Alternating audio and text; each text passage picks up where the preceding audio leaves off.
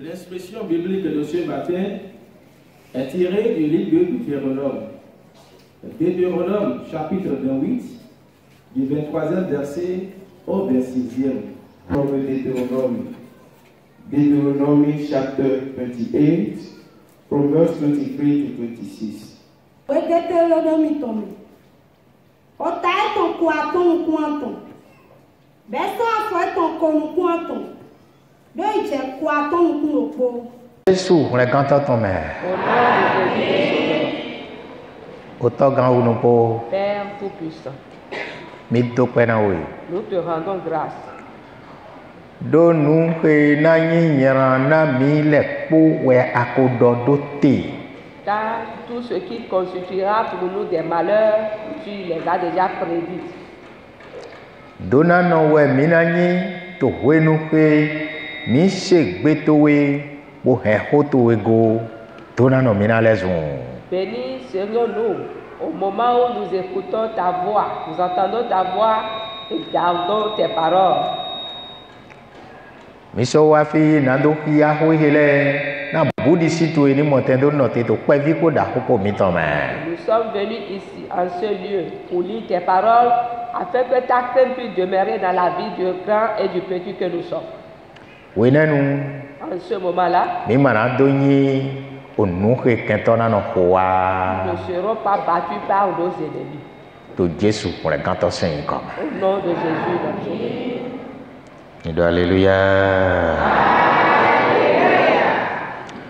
Mi manko de mi ya ile. Voyez-vous ces paroles que nous venons de lire? Oko ke jedo yo po ko me ko ni no yawe. Cette parole, il faut que petits et grands la lisent. Ete wenazon Qu'est-ce qui fera que agaho menasien di gambe. le ciel deviendra dur comme de l'airain We ayi banasien di ganyu to afogro na gbeto. et la terre comme du fer? Donc agama nana dona etondoni ekruno tene mo ayi gbalo suma so dona etona de tona wi. Ce qui veut dire que le ciel ne te donnera plus sa bénédiction et la terre ne produira plus pour toi la bénédiction. Mi me ko yun edo. Et vous tous, vous savez Ayi won le ko tito aga ko doposi. que le monde dépend du ciel et de la terre. Dada. Obligatoirement, cela est certain. Mais ina gbe matin. Il n'y a pas un seul homme qui peut aller comme cela. Agama nan we do nana. Quand Aïe. le ciel ne donne pas ce qu'il doit donner Ni ayi gba maso nan de do nana. et que la terre ne produit pas ce qu'elle doit produire, Gbeto masikano ejiba. l'homme ne pourra plus rester vivre sur cette terre. Oyana sien titembe. La souffrance sera vraiment grande. E maso yakede. Et ce n'est pas seulement de la souffrance. Okunawa. La mort surviendra. Endani mauna nuyu mi gbeto le ko e. Si l'Éternel Dieu avait donné de la sagesse à nous tous, Mais le ko de ta igbaju e nanu. Je klona jiwo ye wo kui. tous les hommes sur terre devaient se prosterner devant l'Éternel avec respect. Bona no yi nukplo me ton hele de nos grabezans mettons l'eau. Et recevoir ces enseignements-ci pour pouvoir refaire leur vie. Et tu es dans un ganasien de mon pays, ganasien de mon. Qu'est-ce qui fera que la terre et le ciel sera si dur? Maoudosin. L'Éternel Dieu a ses lois et ses préceptes. Et au soir, mes saints ton lait. Et il nous a déjà enseigné ses lois. Ni est tout saint là le médias. Quand on transgresse ses lois, Où est de nos chimos? c'est seulement à cette condition qu'on a de tels sorts. Ni ejo ewodo boto boshio saint abi boto yi kode vo saint où est son erando yimo. C'est quand on abandonne Dieu pour aller servir les dieux manuels ou les idoles, c'est seulement à cette condition que ce sort survient. Wenu ejo gbigbo siwe otondo bo inu ale ko gbigbo le gba ton ko où est nos zombo agaransien bodoransien. Au moment où on abandonne l'esprit de Dieu, on va faire une alliance avec des démons, les esprits des démons. C'est ce qui fait que la terre et le ciel deviennent si durs. Ni akawa igba jijan we. Et quand tu viens sur cette terre, Boado taragbe bono yako ke boson se ko si ikele. tu as la chance d'entendre ou d'écouter chaque fois ces paroles, Nous na zombo nous na chimo mina hona nlole. nous allons nous éloigner des choses qui nous feront subir de tels sorts. Dewa gbombo glo matin na gbeto, de na wa gbombo glo matin. Par les moyens par lesquels l'homme pourra échapper à ces choses. Mais na dio e somo e mazotin. Celui qui pourra changer cela ou varier cela n'existe pas. De nous eton kodo e, Quand sa bouche l'a dit, mo e kote ni e. c'est ce qui est. Ni na dio di fie. Si cela doit changer, Mi me ko na seto na kruno. c'est que nous tous, nous devons obéir à Dieu. Ni gbelo bi mategiro na seto na kruno. Mi le de yon Jésus Christ le, mi na seto ne. Même si le monde entier refuse de l'écouter, nous qui le connaissons, nous qui connaissons Jésus-Christ, nous devons lui être obéissants. Ni mi seto ne godo. Et après avoir fait preuve de notre obéissance, Mi na mo nu Jésus e do pa eton le, e na to sise na et mi. nous verrons l'accomplissement des choses que l'Éternel Dieu nous a promises. Do to ayibaji, Car sur la terre, donatin, il y a la bénédiction. de hodo sotin. Il y a également la malédiction. Nu e mi kana wa, bo nu na do wa lezun de hodo. E je do mi ni yon lole, bo so kulon lole vi mi ton le. Et il nous faut donc reconnaître les choses qui ont comme pour conséquence les malédictions. Nous devons les reconnaître et les enseigner à nos enfants. To ayibaji, Sur la terre, gankpa me tin ta holusi. il y a la prison de l'État. Nu e ro wa we kono ye me, Les actes qu'on pose avant de subir la prison, ye yun. on les reconnaît. Mais de kono to ayipa ego, bo sono to de ran vile do. Yeri pa yi, nu e lego. Yeri ma ba ene, bo ai ton to o gankpa me blo. Et chacun se méfie par rapport à cela et exhorte son enfant de ne pas aller commettre de tels actes pour aller se retrouver finalement dans la prison. Moja we to ti siwe e sinu kon ni Il en e. est de même devant l'Éternel. Nu e gbedide je to ma yin wana le. Ce que la voix de l'Éternel ou cette ordonnance n'accepte pas, Ni e to bi basi to to de me. quand on les fait dans un pays, Boka nu kundo en dagbe. espérant le bonheur, La lodo ete. c'est faux, le bonheur ne viendra pas. Me de klowe C'est de ete. la tromperie. Ni ma kana klo mi de. Mais pour ne pas nous tromper, Mi do na no nu egbeto no wa bo dagbe do no jete de jile, o na to wiwa. nous devons reconnaître les actes qui apportent la bénédiction et nous allons nous consacrer à les faire. Bona so yon, o nu e wa ino te, bo nyanya no to teje, mi na yon lole. Reconnaître également ce qu'on sera en train de faire afin d'attirer la malédiction. Nous allons les reconnaître également à part. Mi na yon ye, bo so do ya vi mi ton le.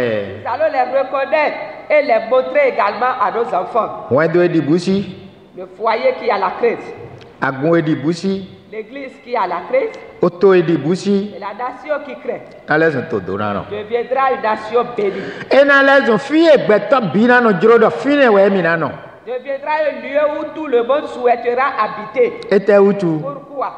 nu nyanya wiwa ma to flen ba utu. Parce que les mauvaises actions ne se font plus là. Ye no mla nyi blo dam lo, bon no itoji to flen wutu On dort dans une quiétude totale et on dort profondément. yeno fo bodron to yi bon aliji wutu On circule librement désormais sur les voies. mais na gomadro fi mon coton Qui ne va pas désirer habiter de tels lieux. ni fila ka ta idi Sodome ko Gomorrah koro mais kana jiro do emi na ino eme Et si ce lieu ressemble à Sodome et à Gomorrhe, qui va désirer aller là-bas? oto jija hoton Une nation de paix. ou to he di busi jua boron yi sen ma uton no yin Et la nation qui crée l'Éternel et qui met en pratique ses ordonnances. okwe jija hoton Une maison de paix.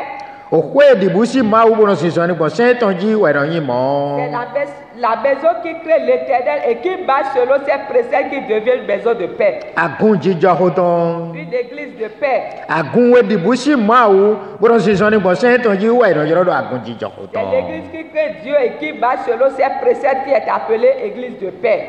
etin dian Est-ce que cela existe maintenant? ye gamodin Peut-on retrouver cela? to teme iramonte Dans quelle nation?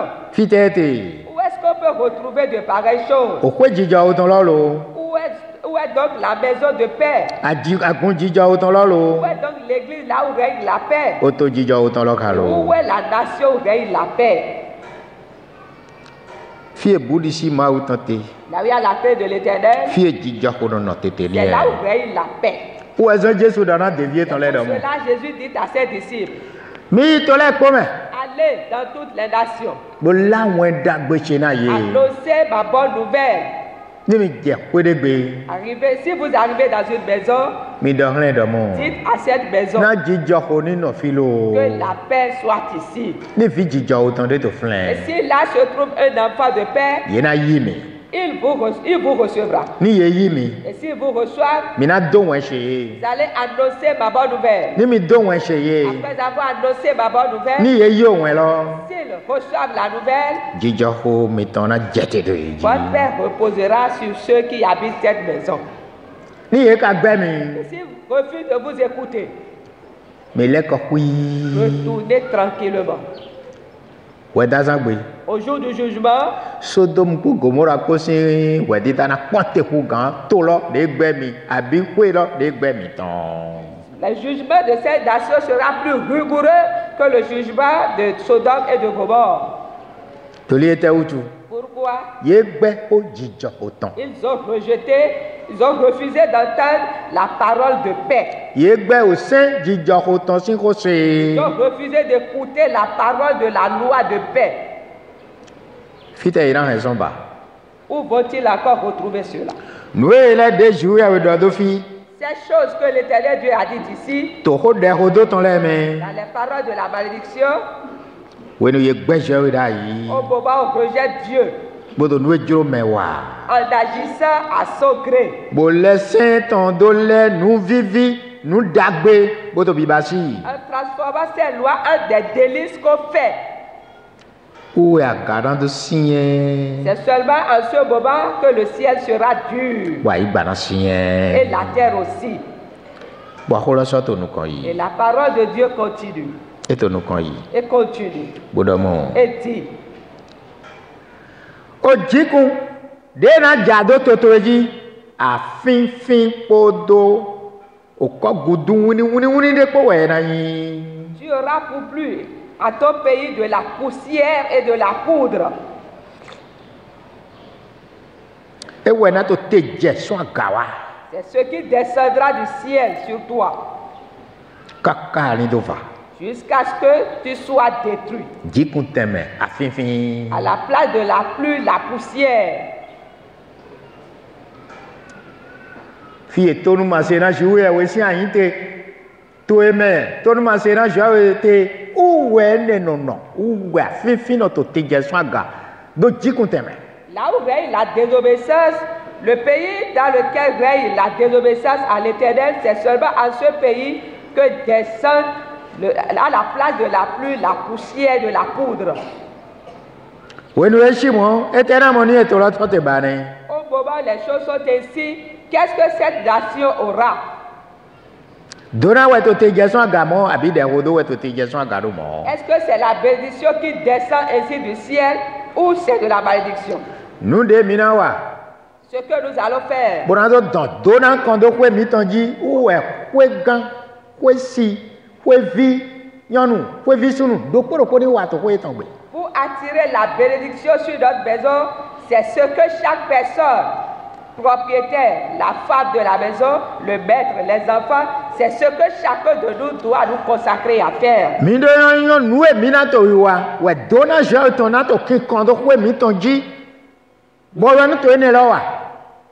Nous devons reconnaître des choses à faire pour attirer la bénédiction de l'Éternel sur notre maison et nous consacrer à le faire.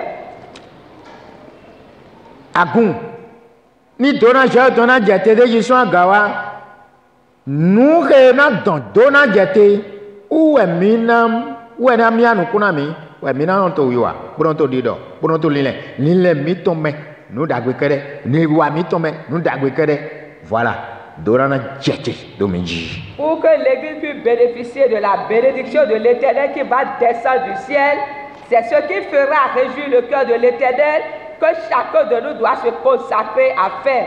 Ainsi, nous allons attirer la bénédiction de l'Éternel sur nous-mêmes. Ni ndani agumpli boto kuno jao ton yi yema kato sinzan boto nous mettons ejiro memba yi nous no jete de memano yin ndagbede. Si dans toute l'assemblée de l'Éternel dans leur réunion, quand ils se rassemblent, il ne faut pas les choses qui réjouissent l'Éternel. Ce qui va descendre sur eux, ce n'est pas un sujet de bonheur. Ne me ko Israël weno ye be ye son Égypte nous et nous ko eton wa moto alioji weno ye yi ye wa ina do ko de odo eton no jete ye wa weto de odo eton no jete mo ete kaka we po vivi le kede we abi oto lo me koko le e bi we wa ina bo fle ko yi. Quand nous considérons Israël quand il fut conduit du pays d'Égypte pour aller sur la terre promise, quand il pêche, la malédiction descend. Ils reçoivent automatiquement les conséquences du péché qu'ils ont commis jusqu'à ce qu'ils soient totalement éliminés. Et c'est seulement les arrière-fils, la postérité, qui a pu bénéficier de la terre promise. Tous les jours, vous voulez qu'on mette d'eau, tant et ton lait gobedo. Parce que l'Éternel Dieu s'est irrité contre leur père en jurant qu'ils n'entreront pas dans le pays. Pourquoi? Ils le savent. Mais ils n'ont point obéi à sa parole. La crainte de l'Éternel Dieu n'est point demeurée en eux. Ils ont entendu. Ils ont pris le chemin. Et ils n'ont pas pu atteindre. Pourquoi? Parce qu'ils n'ont pas pu remplir la condition donnée par le donateur. Une bonne chose descend du ciel avant que la terre ne produise son fruit. Et si vous regardez jusqu'aujourd'hui,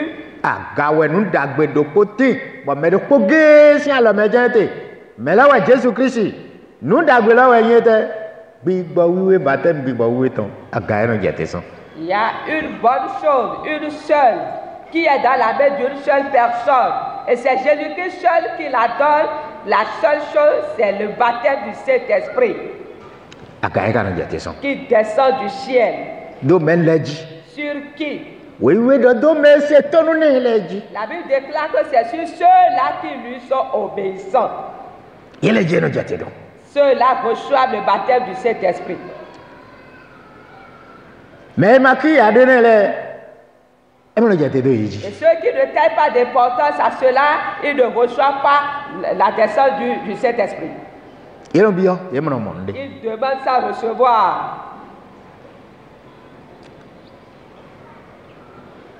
Nous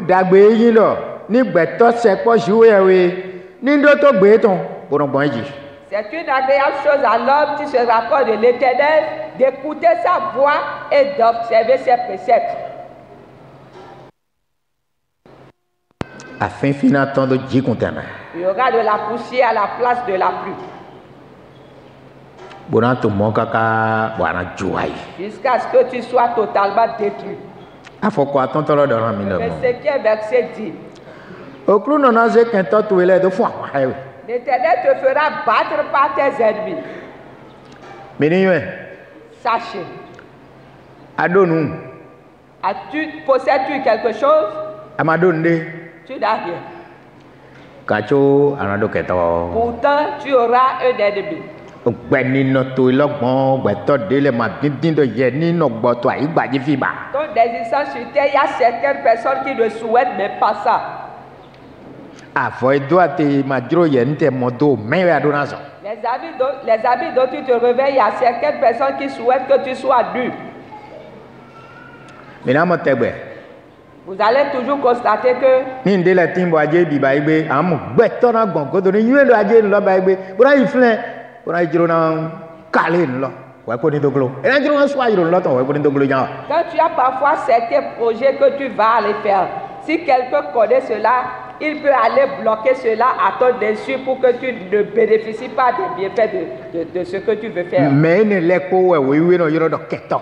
Tous ceux-là sont appelés par la Bible des ennemis. Mais non, donc il y a un candidat de mégogon, nous glop, mariken ni sebelum, mariken keto de poni. Ceux qui médisent en cachette en disant, faut pas qu'il entende ça, hein, ne permet jamais que cela parvienne à ses oreilles, c'est là un ennemi.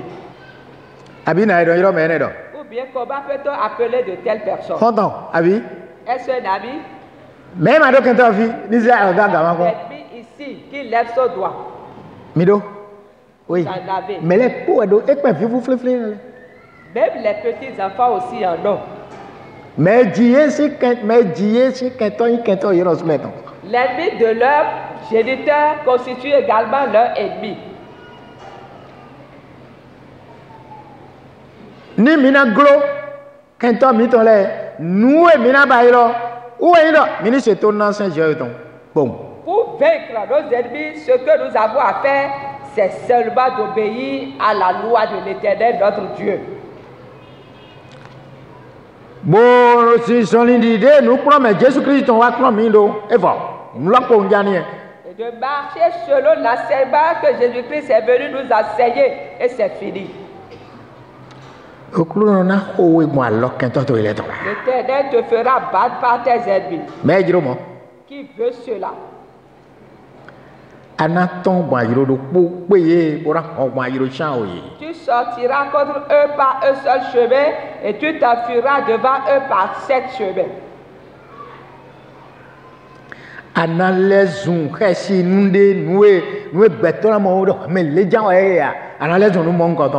Tu seras un objet de froid devant lequel tout le monde aura de la stupéfaction. Pour tous les royaumes de la terre. Pourquoi? Tu n'as point obéi à la loi de l'Éternel.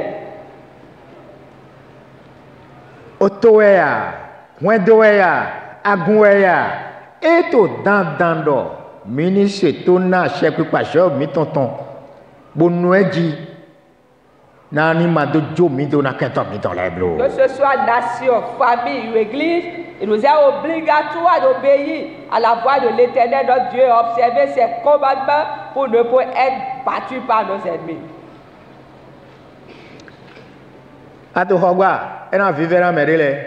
Tu construis, il y a certains qui ne seront pas du tout contents.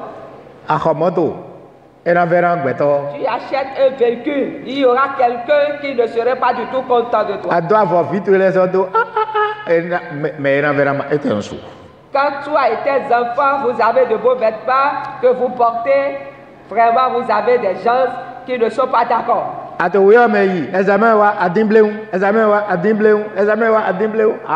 Bon, mais là, quand il y a un vivant, il y a un qui cambie, mais là, quand il y a un vivant, il y a un vivant, mais il est un vivant, mais il est. Tu passes tes examens avec succès.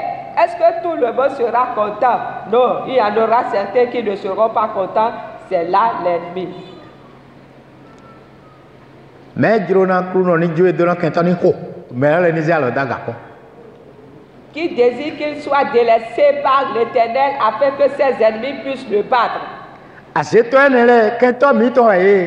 sorciers sont nos ennemis. Mais non, bon, puis il y a quand même bon bio, mais ça il me moye wa. Et t'as dit mais de kuno ko jodo na yeri wandwe. Qui se filtrent dans l'assemblée de Dieu par le moyen des démons. C'est ceux-là nos ennemis. Nous avons plusieurs ennemis, nous en avons assez. àmọ́ kúrò náà tí ó wẹ̀ yín àwọ̀ yìí ló mi tán. Mais seul l'Éternel Dieu est notre bouclier.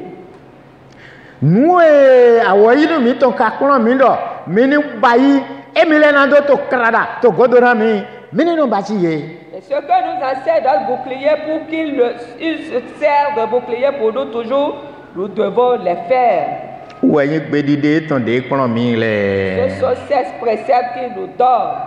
gbẹdìde tó kpọ́jọ́ ká yín wọ̀ sùtàn tẹ́ mẹ́. Et parmi ces préceptes, c'est seul une loi qui est pour lui-même. àmàna do akpadjrɛ de bɔnɔ dze klo na gba wẹ̀ yín tán. Tu ne te procéderas pas devant une image ou devant une représentation. òkò de kpo lɛ kpó kpakpata. Tout ce qui reste, e ba si mi lọ sólẹ̀ tán. c'est pour le bien-être de l'homme lui-même. àwọn àṣàn kankan bó gbọjẹ tó àṣàn sàn àwọn ìtọ́gbè dé kúrú náà dọ òkúrú náà wúwọ̀ wẹ̀ tó náà gbọjẹ àbí yẹwẹ̀ tó gbọjẹ náà yẹwẹ̀ náà gbọjẹ mọ́. Après avoir travaillé pendant 6 jours, tu te reposes le 7e jour. Est-ce que c'est Dieu qui te repose? C'est toi-même qui donne du repos à ton corps. na jíjọ orí mọ̀tẹ́ tó tí tó àgbàsà tó ẹ̀ mọ́. Afin que tu bénéficies d'une bonne santé. ma jẹ àjò tó mẹ́ blo ma lé aga blo ma dó làálù tó mẹ́ kọ́ blo òkú ẹni wọ ndọ́ dàgbé mi ò dodo lẹ̀ tán kẹ́dẹ́ wẹ̀ yín nílẹ̀ sìn. Ne dérobe pas, ne commets pas d'adultère, ne mens pas sur le compte de ton prochain. Toutes ces choses, c'est pour notre bien-être.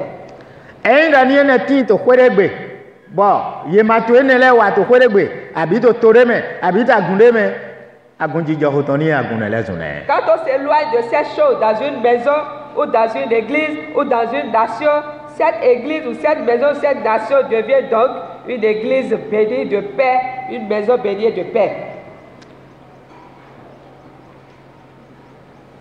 kẹ́ńtọ́ tó lẹ̀ n'a jẹ́ wọ́n yà dùn tó nù kàn tó yẹ. Et tes ennemis désormais seront livrés à la confusion devant toi. toli yẹ tẹ́wọ́ tó. Pourquoi? siwo yà wọ́n tẹ́ ń pọ́tò yà bọ́ wọ́n tó. L'Éternel Dieu est avec toi. dé mìíràn hẹ́ gbọ́n. Comment faire? wàṣíwá yóò náà tó tí kó mi kó bọ̀ màá nà jọ́ mi dọ́nà kẹ́ńtọ́ mi tán lẹ́ wa wúwẹ̀ mi ànùkún wúwẹ̀ inú tàn ní pàtàkì lọ tó ṣiṣẹ́ kó mẹ́. Pour que l'Éternel Dieu soit de notre côté, pour ne pas nous livrer à nos ennemis, c'est ce qui est capital dans l'adoration. kẹ́ńtọ́ ní tán gbẹ́tò ìbòtà yìí jẹ kúhùnà ṣíwó yà wọ́n tán wáyé mọ́. Que l'ennemi trébuche, chute quand il soit pour te chercher. C'est la puissance de l'Éternel qui est cela.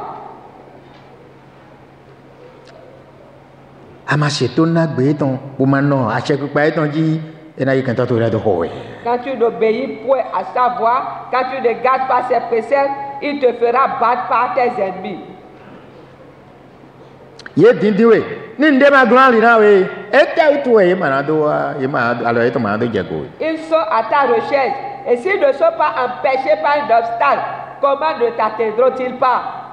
dé mi náà wà gbọ́n wà yé màá sìn gan kúrò náà màá jó mi dó wa wú ẹ̀yìn lọ mi ní nọ tètò hó tán jí ní màá yín lọ mi náà wá sènú kúrò mẹ́ kpóhùn àbí mi náà dọ̀ kúrò kpóhùn lò mi ní nọ tètò hó tán jí bùrọ̀ mọ̀tẹ́ tó gbúrò kẹ́ntọ́ mi tán lẹ̀. Comment allons-nous faire pour ne pas être délaissés? Pour que chaque fois que nous venons écouter sa parole, que ne soyons pas ceux qui oublient, c'est ce que nous allons chercher désormais. nọ̀ví ṣe lẹ́nu. Mes frères, mes sœurs, òfin ekele ma yín fìdé yìnyín dìbò náà tó yẹ agba àmọ́ fìdé àdọ́kùntẹ́ náà mi ta òun yẹn ètè náà sọ kúrò náà zémi jóná kẹntọ́ ní kò ce passage, ara ó mọ̀ ń lọ àmàsọ jẹ́ yé kàn bá àmàsọ náà dọ̀ ẹni lẹ́ẹ̀bà àmàsọ náà lẹ́yìn lẹ́ẹ̀bà òkúrò náà ti ń pọ́tò yẹ pọ̀. ce passage ou ces versets, nous ne devons pas avoir peur de les lire, mais nous devons chercher, mais qu'est-ce qui fera que je serai battre par mes ennemis, que je sois délaissé par Dieu? C'est ce que tu dois chercher et fouiller tes actes, remédier à ces choses et tu n'es plus concerné. kì í gòtè hàn Jésù Kristi kankan dò. Gloire soit rendue à notre Dieu pour toujours. ètè ẹ̀sùn agaransi yẹn tó tara mi. Qu'est-ce qui endurcira le ciel sur ma tête? ètè ẹ̀sùn ayígbaransi yẹn ta fọgọ́lọ́ ṣe. Qu'est-ce qui fera que la terre sera dure sous mes pieds? ètè ẹ̀sùn jíkun náà jàrá tó ṣe àfífín rẹ̀ náà tó tí tọ́sán àga floflofloflofloflo. Qu'est-ce qui fera qu'au lieu et place de la pluie pour ma nation, c'est de la poussière, de la poudre qui descendra du ciel? àfífín náà gọ́tà bò jìnnà mi gbọ̀n hàn mẹ́ ntẹ fẹsẹ̀ náà sọ jẹ̀tẹ̀ fẹsẹ̀ náà sọ jẹ̀tẹ̀ ètè òtù wẹ̀ dẹ̀ odò wẹ̀. Et La poussière va remplir la maison, les tables. Même quand on essuie, cela descend de nouveau. Qu'est-ce qui fait cela? C'est la malédiction.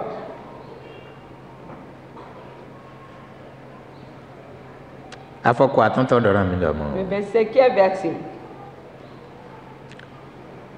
Kuro na yi kɛntɛ to ilẹ̀ do ho. L'Éternel te fera battre par tes ennemis. Atɔn ko ye ana furu. Quand tu sors contre eux, tu seras dans la confusion. Amoni a se to na kuro nɔ. Mais quand tu obéis à l'Éternel, Nu egbe do de hiya di kɛntɛ to ilẹ̀ kpɔ do na mɔ problème do na mɔ ceux tukla. qui se manifestera devant toi comme ennemis seront frappés de confusion. Ye makana yɔrɔ si wuyɛ wɛ ti ko do yɛ ko gba yena vɛ do dɔ nu ye mɛ mi lɛ te be asɔ mɔmɔ nkɔ de wɛ siɛ wu gɛn mi tɔn wɛ si ɛ ma ti Jesu to wɛ ti. Mais ils ne sauront pas que c'est l'Éternel Dieu qui est de ton côté. Mais ils vont croire un instant que peut-être que tu allais trouver une force qui dépasse les leurs. Cela n'existe pas sur terre, mais c'est seul Jésus-Christ qui existe. Ko atɔn nu kulo kpɔtɔ dɔ mɔ. Le 26e verset dit, Siɔ to yi ton cadavre o xɛ wɛ na do. sera la parture des oiseaux Kan ni ayi gbadzi tɔn lɛ bo na do. et des bêtes de la terre. Mɛ do kpɔ ma ati to filɛ bo do tukla ye. Il n'y aura personne pour les troubler. Ni dɛ o do te dze o te dze o te dze ɛmɛ susu ko kɔn anyi abi mɛ de ma kpɔ bo na di mɛ de siɔ na yɛna ba yi do kɔmɛ ɛ gba kan do kɔmɛ o abi angeli na dzete adi siɔ do fiyɛ. Quand la malédiction descend sans cesse et il y a assez de cadavres et qu'il ne reste personne, qui va enterrer ceux qui sont morts? Ce sont les oiseaux du ciel qui s'emparera. Ou bien est-ce les anges vont descendre du ciel pour venir enterrer sur terre? Non. Ni siɔ to ye mana nɔ agedzi bo gba wa seto nakuru nɔ. Si ton cadavre ne va pas pourrir sur terre, alors obéis à l'Éternel. Ni xɛ ma dzete wa du lã to ye wa seto nakuru Si nɔ. ton cadavre ne sera pas la parture des oiseaux du ciel, obéis à l'Éternel. Ni kan ni ayi gbadzi tɔn lɛ mana kan lã to ye do wa seto nakuru nɔ. Si les bêtes de la terre ne se serviront pas de ton cadavre, obéis à l'Éternel ton Dieu. Ni ye seto nakuru nɔ si gbe. Quand on obéit à la voix de l'Éternel, Dagbe de mɛ esupɔ. il y a assez de bonheur qui en découle. Nde kpekpe de na to dzidzɔ to gbɛzã to ye mɛ kɔnfi de ama seto nakuru nɔ si gbete gbogɔ ihe dzi sɔ igɔ ihe gbedi de tɔn dzi gbɔkpɔn nu de na dzɔ. Quel que soit ce que tu subis dans ta vie, va examiner là où tu as commis des fautes et reviens à l'Éternel, fais preuve de repentance. Amɔ kuro na dze koto to ye.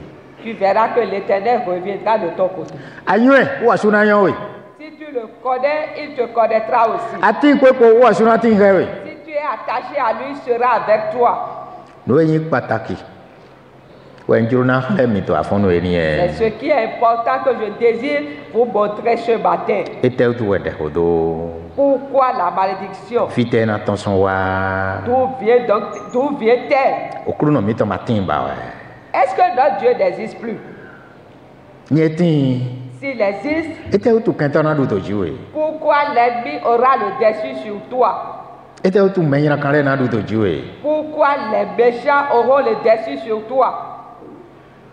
E ma sɔ nyi gaglo nu to ye ba wɛ. Est-ce qu'il ne te sert plus de bouclier? Eti to tɛn tɔ mɛ tɛ gbɛ we. Il est toujours Dieu, est toujours à sa place. Do to ye. Écoute-le Wɔ suna do to we. et il t'écoutera. Se tɔn bo wa etɔn wɔ suna wa to ye gaa. Écoute-le. Agis selon sa volonté, il t'écoutera et agira pour toi. Enyɔɛ dɔ ye mi do kɛntɔ. Reconnais que tu as donc des ennemis. Wɛ kɛntɛ le kpoto asedzi bo didi na du to dzi we bo didi ayi dzidzɛ to ema kana dza yi se to na kuru nɔ. Ces ennemis sont aux aguets, te surveillent et désirent ta chute. Et si toi tu ne désires pas chuter, obéis donc à l'Éternel. Ma kpɔndɔ agumɛ mi te bolo kɛntɛ nɔ agumɛ ko mɛ ko mu bolon to tɛntin to mɛ ko bolon filɛ mu vɛna mɛtɔ no to filɛ gbãngbãngbãngbãng bɔn mɛ dɔ la alo do n tɛ lɛ ni se alɔ daga.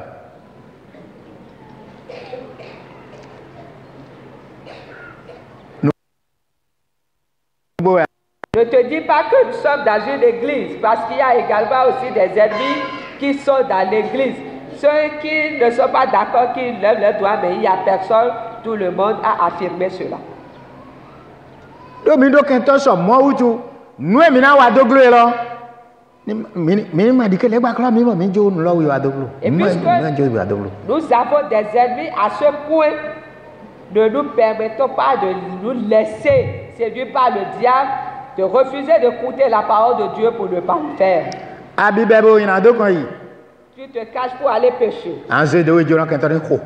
Tu vas te livrer à l'ennemi pour que tu sois battu par lui. Parce que tu te caches pour aller pécher. Et lui, Dieu l'a déjà vu. Que tu n'es plus pour lui.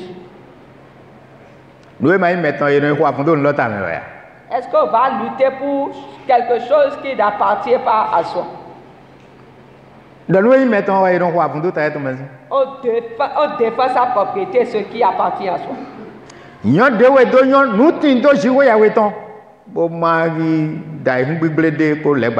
Reconnais-toi comme une propriété appartenant à l'Éternel pour ne pas aller t'abuser, pour aller du côté du diable. Dieu ne te délaissera pas à tes ennemis. Tu entendras chaque fois toujours leur témoignage.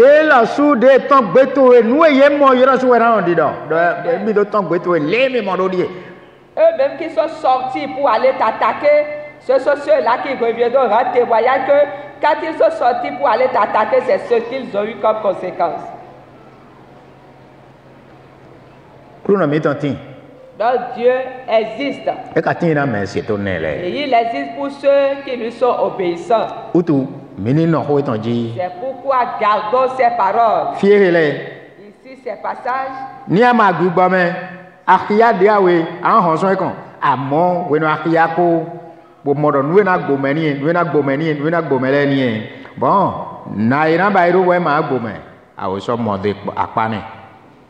Dia na bairo dona na kondo jiwe e koti mi ko kron de jiwai a mo e wo din fi kre munde mi de so me bodo ho itan to egbe ko fi to elepo mi na khie kaka ilo bona pon gbe loji bona pon hwen do me bona pon to ro me do e te ka e to jijo ya e me to li ve do gbejo itan go sin ale kere du gbe to le pote be mini bopon non to emenado goyi to nu se na je sin gbeji pour monter doute aucun temps mi ton leji. Si tu n'es pas animé d'esprit, quand tu vas lire une ou deux fois cette partie, tu vas abandonner, tu vas refuser de la lire. Mais si tu es animé par l'esprit de Dieu, tu vas te demander, mais qu'est-ce qu'il faut faire pour ne pas vivre de telle sorte, pour ne pas être victime de ces malédictions? Nous avons déjà lu ces choses dans les paroles de la bénédiction. Toi et toute ta famille, vous allez vous asseoir, lire et chercher désormais comment faire pour chercher la face de l'Éternel. Et c'est ce que nous allons faire. Nous avons tiré ces quelques versets de ce passage, arrivé à la maison que chaque famille appelle ses enfants pour qu'ensemble vous puissiez méditer ces paroles. Si nous arrivons, nous parvenons à sa compréhension, nous allons également contempler la nature de l'Éternel. Sa puissance sera avec nous. Sa gloire sera avec nous. Tu ne seras jamais sujet d'amusement.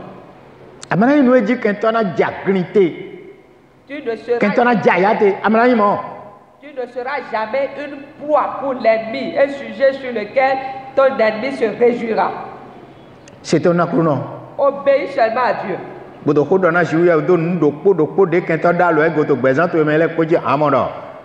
Alors, il t'en a trop dit. Adresse-toi à lui sur chaque situation que tu traverses dans ta vie, ou les choses que l'ennemi a déjà touchées dans ta vie. Tu verras qu'il agira et la main de l'ennemi sera ôtée. Mini mazé mindejo na kentoni hoblo ouye mini mazé mindejo na seme jijeblo. Ne nous laissons pas battre par l'ennemi, c'est ce qui signifie ne pas nous laisser chaque fois transgresser la loi de l'Éternel. Jésus na doran do poropo miton le. Jésus-Christ bénira chacun de nous.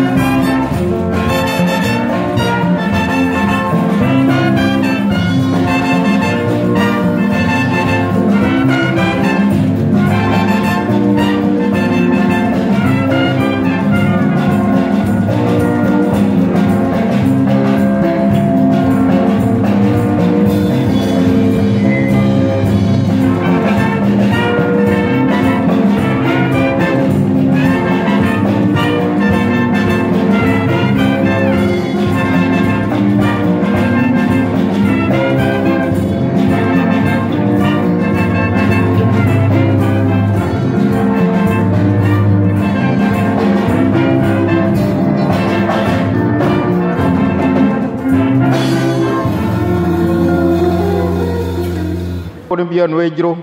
Que chacun demande ce qu'il veut. Àmọ́ tòmí tán, àmọ́ dé té. Tu as vu l'état de notre nation. Nà àjò ní nà. Quel est ton vœu pour notre nation? Kó dẹ̀. Prie. Gbẹ̀sán tó gbẹ̀sán bí tó lẹ̀ tán. Ta vie, la vie de tes enfants. Wọ́n tán tó ta gùnmẹ́ lẹ̀ tán. Ou la vie de tes amis. Máa zún wa tọ́ lẹ̀ tán. Ou de la vie des serviteurs de Dieu. Kó dẹ̀ tó nílẹ̀ kojú. Prie pour tout cela. Dàgbèdè àdíndínà déwé bóyá àdíndínà tòmí tán. Le bonheur que tu te souhaites ou que tu souhaites pour notre nation. Kó dẹ̀. Prie. Dè àdíndínà tó dévo kó dẹ̀ étàn. Le bonheur que tu souhaites pour les pays voisins, prie pour cela. Amẹ̀rẹ̀ kúrò mi tán ní kó dẹ̀. Que chacun de nous prie. Tòyìn kọ Jésù tán mẹ́. Au nom de Jésus.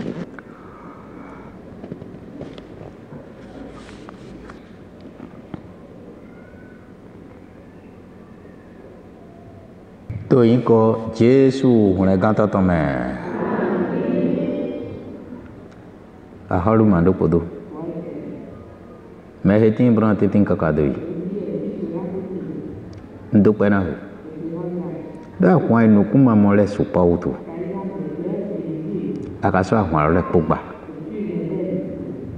Mi dópẹ́ náà hù. Àwọn agbangba gbé tán lọ sún ẹ̀ sùpọ̀. Yẹ ká àwọn rẹ̀ pọ̀gbà. Mi dópẹ́ náà hù. Yóò pẹ́ mi tán rẹ̀ òkúrò náà. O dẹ mi tán di ato sise sin pẹwẹ mi di dona kí alabo yi pẹ mi tán lẹ okuro náà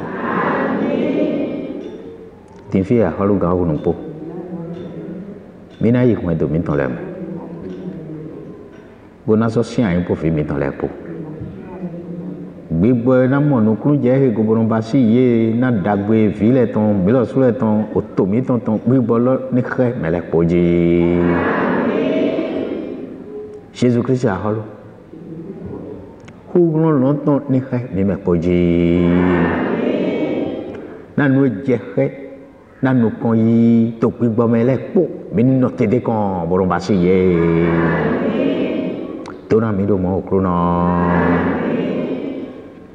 ó máa ṣe kẹntọ́ mi tán lẹ́dọ́ fún àwọn ahẹ́ mi lóòótọ́